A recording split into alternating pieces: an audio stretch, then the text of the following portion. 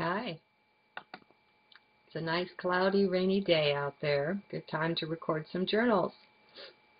This one is from April 20th, the first of the day. The Mayan calendar day was three-seed or lizard, called Is It All Illusion? Or Schoolroom? Or both? I have a puppy now. Interesting mix with the two cats. Interesting, too, how it can change your life, going from cats to including puppy. His body is a little shih tzu. I've named him Kismet. He was a gift. My cats are quite put out. Dogs aren't as peaceful as cats. As dogs go, this one is pretty peaceful, but still, cats are peace compared to this. Dog energy is so different. Kind of like the difference between mind and heart. Major difference. What's changing about me that I've magnetized my little friend here? Will be interesting to watch what changes it brings, what appears. Life is a journey. It pays to pay attention to what happens while knowing that. It changes things. No, things on the outside may continue to appear the same. Not that. The outside is only a seeming, though. It is not the reality. That comes from within, where we live if we're smart. Well, if we're awakened or awakening, as so many are. Within is where all the real action is. The outside is just a play, an entertainment, to amuse us in a way. Not really, though. Don't get lost in the words. Please listen from heart space. Believe me, listening from in there changes things. My words aren't going to bring you this, though. You have to make a choice to experience it yourself. No one else can do this for you. Analogies are both a blessing and a bane, but I'll use one.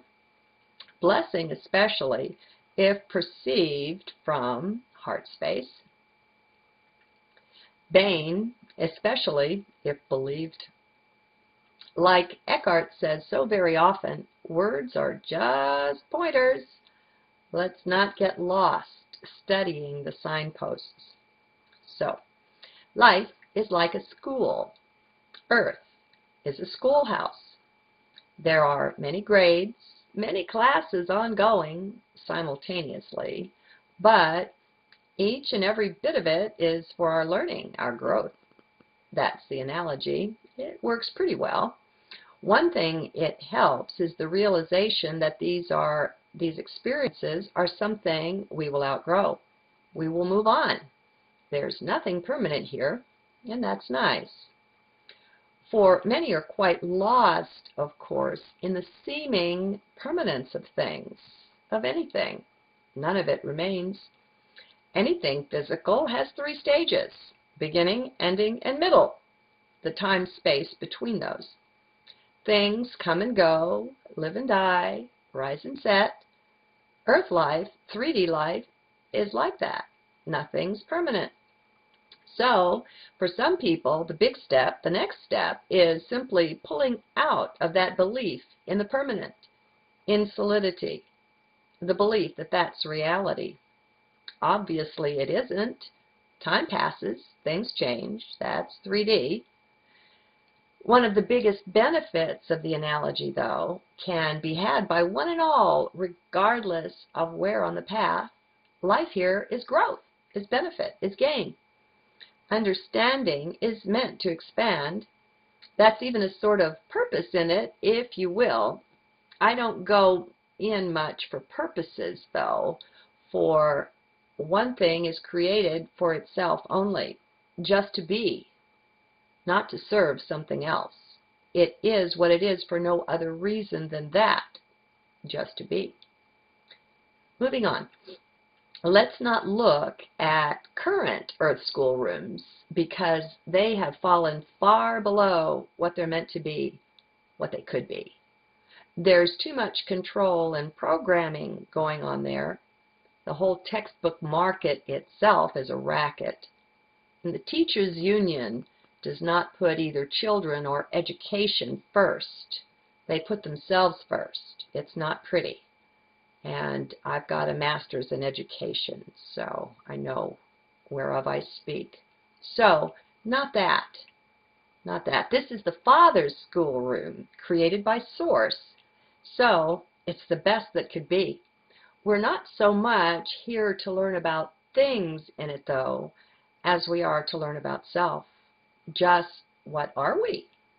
What are our native abilities, our tendencies, our desires, and so on? What gives us joy? So much depends upon vision, on how we see things. How you see them is how you set them up, how you set life up to be for you. In this sense, vision is everything. What you see is what you get is both true and not true. It depends. The biggest thing it depends on, though, is getting mind out of the way of perception. We can directly perceive things. We have a native knowledge and a higher intelligence that we're not allowing to manifest or rule because we're in mind, not in heart. Mind doesn't get this stuff. It just can't. It wasn't designed to do so either. Nope. We've been misled about that and so many other things. That's okay, though. No pointing fingers of blame anywhere, including itself. That's not useful. It just doesn't help. Be in heart, then, where no blame ever arises and where sanity reigns. It doesn't rule on earth anymore. Not right now. Look around. But it will. It can. It starts with you and with me. We are the environment. I'll be seeing you then in the kingdom of heart. Doors always open. Drop in whenever you like. Stay a while. Let's have tea and toast, or crumpets, or biscuits, or whatever you like.